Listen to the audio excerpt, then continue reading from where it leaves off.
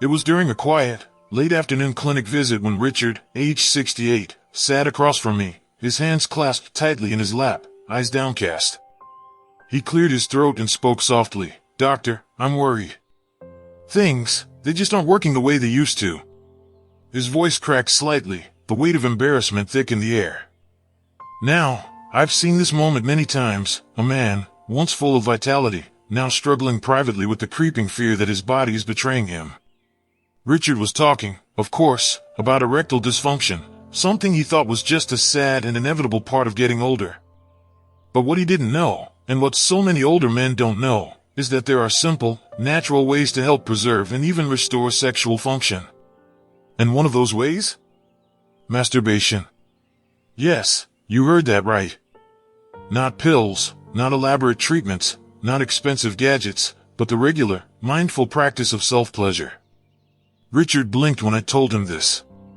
I thought, wasn't that something we were supposed to outgrow? He asked, half laughing, half nervous. That's the myth, isn't it? That after a certain age, masturbation is irrelevant or even harmful.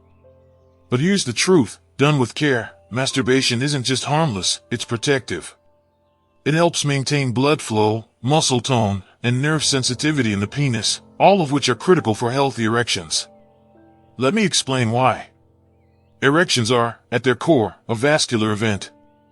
They depend on healthy blood flow into the spongy tissues of the penis, tissues that rely on regular oxygenation to stay flexible and functional. When these tissues go too long without engorgement, without being regularly filled with blood, they begin to stiffen, to lose elasticity, to accumulate small amounts of scar-like tissue. Over time, this can make spontaneous erections harder to achieve and maintain, even if testosterone levels are normal. Masturbation, or more specifically, regular erections resulting from sexual stimulation, help keep these tissues supple. They're like a workout for the smooth muscles and tiny blood vessels involved in erection. Think of it as maintenance, the way you stretch a rubber band to keep it from becoming brittle, or the way you exercise your joints to keep them from stiffening. Richard didn't know this. He had quietly stopped pleasuring himself after his wife passed, partly out of grief, partly out of guilt, and partly because he assumed that chapter of his life was over. But as we talked, he began to understand that this wasn't about indulgence, it was about health. About honoring the body's natural rhythms, its need for activity and stimulation to stay in good working order. We talked about how regular sexual stimulation increases nitric oxide production, a chemical that helps blood vessels relax and open. This is the same mechanism used by medications like sildenafil, but here, the body is doing it naturally. We talked about how regular erections help maintain the strength and responsiveness of the pelvic floor muscles, which support not only sexual function but bladder and bowel control as well. And perhaps most importantly, we talked about the emotional side. Because erectile function isn't just mechanical, it's deeply tied to confidence, self-image, and emotional connection. When a man stops engaging with his own sexuality, it's not just his body that starts to quiet down, it's his spirit. He begins to see himself as past it, as no longer vital, no longer whole. And that belief, that slow erosion of confidence, can itself become a barrier to intimacy, a silent weight that drags down his sense of self. Richard was surprised. "You really think it's that important?" he asked. I smiled gently. "I know it is. And that's why I'm here today, speaking directly to you, wherever you are, whether you're 60, 70, 80, or beyond. I want you to know that your sexual health is still your health. That pleasure isn't a luxury you left behind in youth. That regular, intentional self-touch is one of the simplest, most effective ways you can help preserve your erectile function and maintain your sense of vitality." Of course, I understand that this topic can stir up a lot of feelings, embarrassment, confusion, maybe even grief for what's changed or been lost. But I invite you to set those feelings down, just for a moment, and listen with an open heart. Because in the next part of this video, we're going to go even deeper. We'll explore the specific biological processes that connect regular masturbation to vascular health, nerve sensitivity, and hormonal balance. We'll address common fears, like whether masturbation can wear you out or use up your sexual capacity, and gently dismantle those myths. And we'll begin to chart a new way forward, one that honors both your body and your spirit, and invites you back into a fuller, richer relationship with yourself. Because here's the truth, my friend, you are not past it. You are not broken. You are not beyond hope. You are still here. You are still alive. And your body is still listening, still ready, still waiting for you to remember what it means to live fully. Stay with me. What comes next may just change not only how you think about erectile health, but how you think about yourself.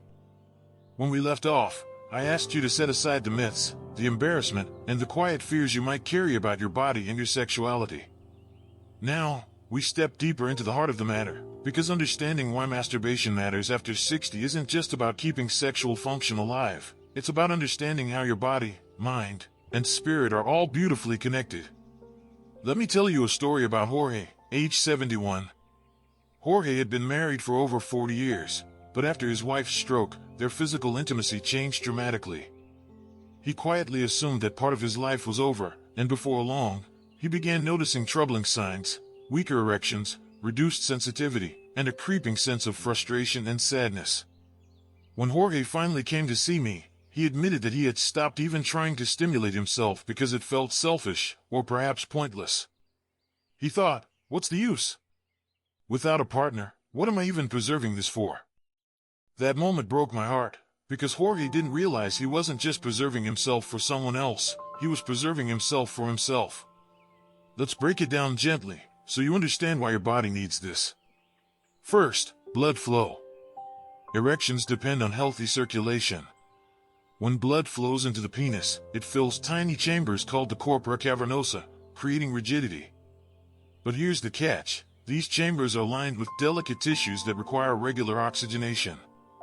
Without frequent erections, whether from partnered sex or masturbation, the tissues begin to degrade. The blood vessels narrow, the smooth muscle stiffens, and over time, spontaneous erections become rarer and weaker. This is where regular masturbation comes in. Think of it like gentle, internal exercise for the erectile tissues. Every time you stimulate yourself, every time you bring blood flow into those chambers, you're helping maintain flexibility, openness, and responsiveness. You're keeping the tissue healthy, just like you'd keep your heart healthy by going for a walk or your joints healthy by stretching. Second, nerve sensitivity. Sexual pleasure isn't just about blood flow, it's about sensation. As we age, nerve function naturally declines, but, as with so many systems in the body, regular use helps slow that decline. Gentle, mindful masturbation helps maintain the sensitivity of the nerves involved in arousal, making it easier to achieve and sustain erections over time. It's like keeping a musical instrument tuned. The more you play it, the more it stays in good working order. Third, hormonal balance. Regular sexual stimulation, even without climax, encourages the production of testosterone. This hormone isn't just about libido, it's vital for muscle mass, mood regulation, and yes, erectile function. Many older men worry about declining testosterone, but they don't realize that staying sexually engaged, even through solo pleasure, can help support healthier levels naturally. When I explained all this to Jorge, he looked at me, eyes wide, and said softly, "You mean, it's not just over?" I smiled. "No, my friend. It's not over. It's never been over. You've just been waiting for someone to remind you. That reminder is what I want to give you today. And let's talk about the emotional side, because this matters just as much. Many men over 60 carry silent grief about what's changed in their bodies. They mourn the loss of youthful energy, the ease of arousal, the spontaneity they once enjoyed. But here's the secret no one tells you. Your body is still capable of extraordinary pleasure, even now. It may look different, it may move at a slower pace, it may need more care and attention, but it is no less worthy, no less powerful, no less alive. Masturbation, when approached with patience and presence, becomes not just a physical act but an emotional and spiritual one. It's a way of saying to yourself, I am still here. I am still worth touching, worth tending to, worth exploring. It's also a profound way of releasing stress, anxiety, and shame. So many older men carry quiet tension in their bodies, shoulders tight, jaw clenched, breath shallow. Regular self-touch allows that tension to melt away. It invites the parasympathetic nervous system, the part of your body responsible for rest and recovery, to activate. It tells your brain, you are safe. You can relax now. Jorge began a simple practice, just once or twice a week, of setting aside time for himself. Not rushed, not mechanical, but slow, gentle, exploratory. He focused on sensation, on breath, on presence. And within weeks, he noticed changes, stronger erections, yes, but also better sleep, less irritability, and a quiet sense of joy returning to his days. This is the heart of what I want you to understand. Masturbation after 60 isn't about clinging to the past, it's about honoring the present. It's about caring for the body you have, not the body you used to have. It's about reclaiming your right to pleasure, connection, and vitality, on your own terms, in your own way. In the final part of this video, we're going to talk about practical strategies, how to make this practice a regular, sustainable part of your life, how to navigate challenges like performance anxiety, decreased sensitivity, or physical discomfort, and how to approach yourself with compassion, curiosity, and care. Because you deserve more than survival. You deserve to thrive. Stay with me, my friend. The best is yet to come. Now we come to the part where everything connects, where knowledge becomes practice, and practice becomes healing. Because understanding why masturbation helps prevent erectile dysfunction after 60 is one thing, but knowing how to integrate it into your life in a kind, effective, and sustainable way, that's where true change begins. Let me take you back to Jorge, the 71-year-old man I told you about earlier. Remember, when we first spoke, he was filled with quiet sadness, carrying the assumption that his sexual life was behind him. But once we reframed masturbation as a tool for health, rather than a relic of youth, Jorge began exploring it again. And what happened next was beautiful. Not only did he begin noticing stronger erections, but he also began feeling more confident, more emotionally open, more connected to himself. So, how can you begin this process for yourself? First, I want you to set aside the old scripts. Masturbation now, in your 60s, 70s, or 80s, may not look or feel the way it did when you were 25. And that's okay. This is not about replicating the past. This is about meeting yourself where you are, right now, and asking, what does my body need today?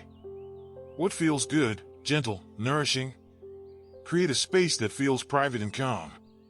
Dim the lights, let go of distractions, and allow yourself time, not to rush toward climax, but to explore sensation, breath, and presence. You might start by simply touching areas of your body that bring comfort, not necessarily focusing only on the genitals. Stroke your arms, your chest, your thighs. Let your hands rediscover the textures and sensations of your own skin. As you become more aroused, notice the way your body responds, the warmth, the tension, the quickening breath. Stay present. Stay kind. This isn't about getting it done or proving anything. It's about inviting your body to remember its own pathways to pleasure, blood flow, and relaxation.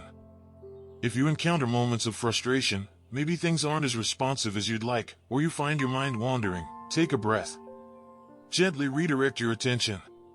Remember, the goal here is connection, not performance. Every moment you spend in this practice helps maintain the health of your erectile tissues, the sensitivity of your nerves, and the resilience of your sexual function.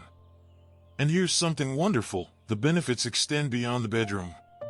Many of my patients report that once they begin this mindful practice, they feel calmer during the day, more patient with their loved ones, more focused and centered. Why? Because they're releasing stress hormones, boosting mood-regulating chemicals, and reconnecting with a part of themselves that often gets neglected, their sensual, embodied self. Jorge, for example, told me after several months, I feel like I've come back to life. Not just sexually, but emotionally. I laugh more. I sleep better. I even feel more present when I'm cooking or working in the garden. This is the power of mindful masturbation. It's not just about erections, it's about vitality. Let's also gently address the worries you might have. Some men fear that masturbating too often will use up their sexual energy or lead to dependency. The truth is, there's no evidence that regular, moderate masturbation is harmful. In fact, most experts agree that it's a healthy, normal part of sexual maintenance, much like exercising is part of physical maintenance. The key is balance, making sure it feels nourishing, not compulsive, supportive, not stressful. If you experience physical limitations, arthritis, reduced flexibility, or medical devices, adapt the practice to your needs. Use pillows for support. Explore different positions. Consider using lubricants or soft fabrics to enhance comfort. There is no right or wrong way here, only what feels good and right for you. And if you find yourself struggling with shame or guilt, please remember, you are not doing anything wrong. You are caring for your body, your health, and your well-being. You are honoring your humanity, your aliveness, your right to pleasure and connection. As we close this conversation, I want to leave you with a message I believe every older man deserves to hear. You are not past your prime. You are not broken. You are not too old to feel joy, to experience pleasure, to keep your body vibrant and alive. You are, in fact, standing at the doorway of a new chapter, one where you get to define what health, vitality, and intimacy look like on your own terms. So tonight, or tomorrow, or whenever you feel ready, I invite you to create that space for yourself. Light a candle, breathe deeply, and remind yourself, you are worth this. You are worth your own touch, your own care, your own time. And if this message touched your heart, if it gave you something to reflect on or a spark of hope, I invite you to do 3 small things that help spread this message to others. Click the like button, it lets more people find this conversation. Leave a comment, even a simple thank you or I'm here can remind someone else they're not alone. And subscribe to this channel, because we are committed to bringing you more honest, compassionate conversations about aging, health, vitality, and the quiet ways we reclaim our best selves in the golden years. Thank you for your trust, your openness, and your presence. Remember, you are still capable of change, growth, and deep, beautiful connection, starting with yourself. You are still alive. You are still becoming. And you are still worthy.